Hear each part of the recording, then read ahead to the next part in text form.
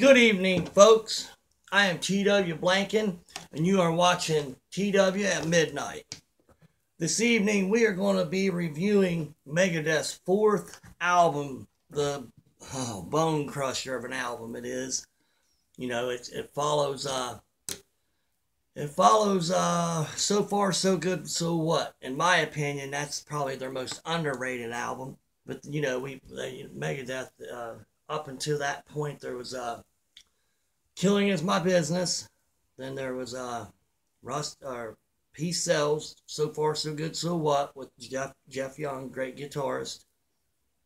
Peace Sells and Killing Is My Business was Chris Poland, which was a great guitarist in his own right. But you know, this fourth album here, Rust in Peace. If you're a metalhead and you don't have this album, I know you know if you, it'd be the newer generation that probably don't have this album. This is the introduction of Marty Friedman and Nick Menza. Nick Menza, the drummer. But Marty Friedman, if you're a guitarist, this is probably the album that you need to have in your collection above any other album. This album starts out with track Rust in Peace, or not Rust in Peace. I'm sorry, Holy Wars, The Punishment Due. The subject matter is just great. It's still relevant today. It deals with the Muslim wars, Muslim holy wars over in the Middle East. You know, it starts out brother will kill brother, spilling blood across the land, killing for religion, something I don't understand. You know, it's the lyrical matter, and it's just genius. Dave Mustaine is a poet. I mean, he's you know, he sometimes he runs his mouth a bit too much, but he sure gets it right when he writes songs. I'll tell you that. And just it sounds like bombs dropping. I mean, uh, just about every track on this is Dave Mustaine and Marty Friedman dueling back and forth. Because I'm sure everybody knows that Dave Mustaine was at one time Metallica's lead guitarist, so he's a great guitarist in his own right. Is he a Marty Friedman? No, he's not. But he's awesome. They're battling back and forth, and it's mind blowing. The next song we have would be Hangar 18. Now, if you're not a guitarist, you might not catch this, but Hangar 18 is the exact same chords. Dave was really good at taking Metallica songs that he had a hand in writing and twisting them around, or not even twisting them around a lot. In most cases, it's the exact same chords. He just speeds them up or slows them down, and voila, you have a Megadeth song. Hangar 18 is that Call of Cthulhu, the same chord structure for just a section of the song, you know. But Hangar 18 deals with government. If anyone's wondering why I got makeup on, I just got back from a gig. I'm playing 2 or 3 different bands. One requires makeup. But anyhow, it you know, deals in government conspiracies. This one, the alien nature, you know, UFOs been stored in Hangar 18, and the aliens been stored there. People say that, you know, back Roswell, when Roswell crashed, that they got an aliens out of from the UFO wreckage and stored the UFO and the aliens in Hangar 18, and it's a big conspiracy, which I myself don't believe in, but the song itself is incredible. I mean, that's probably the one where they go back and forth and duel the most, Dave and Marty. All right, the next one would be Take No Prisoners. That's a great. There's not really a bad track on here. So farther on down, there's a song called "Poison Was the Cure." To me, it's a great song because everything that Megadeth's ever done to me is incredible. But it doesn't sound like it fits on this album. That's the only song track that kind of is off by itself. Five Magics is right after Take No Prisoners. Great track. I mean, it's starts out with David Ellison on the bass. You know, nice steady bass line. And Dave Mustaine comes in with like a slower lead part.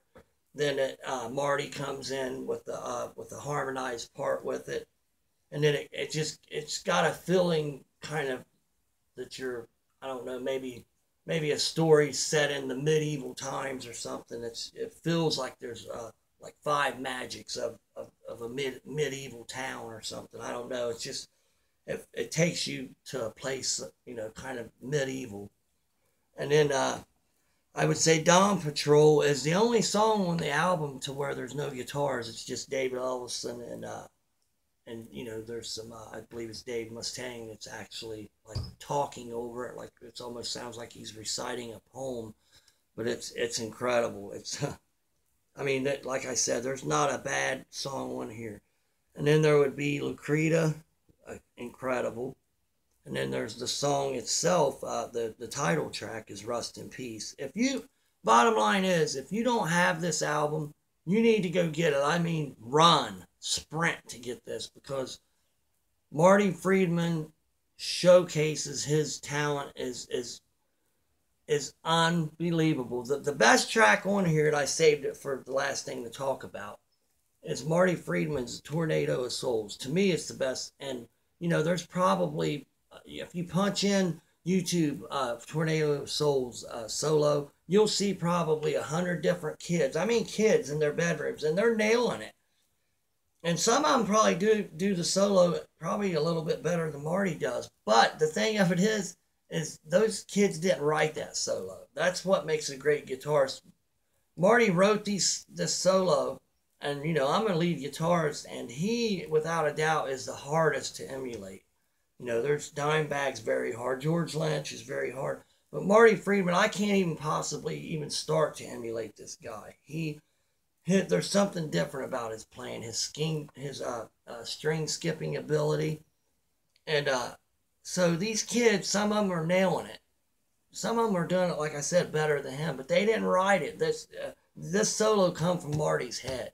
That's how good. I mean, he is probably the best guitarist in the world, in my opinion. Although Dave Mustaine says that Chris Poland from, you know, Killing Is My Business, the first two albums, Killing Is My Business and Peace Sells, Dave Mustaine says that Chris Poland is the best guitarist that he's, you know, had in his band, which there's a whole lot of them. There's Chris Broderick, I think it was, and then there's Al Petrelli. But anyhow, this is the classic lineup. You know, Dave Mustaine, David Ellison, Nick Menza, which, you know, the late Nick Menza, he's passed, and that's a sad thing, because we'll never get to see that lineup again. But this is the classic lineup of Megadeth. They were Countdown to Extinction, Rust in Peace, and Euthanasia, I think. And I'm not sure if Nick Menza, there was, I think, the one Crush 'Em, or that's the one album I didn't like. If it's, I can't, maybe Risk or something. But, yeah, it might have been Risk. I don't think I liked that when they tried to go into a different direction that's, you know, just wasn't them.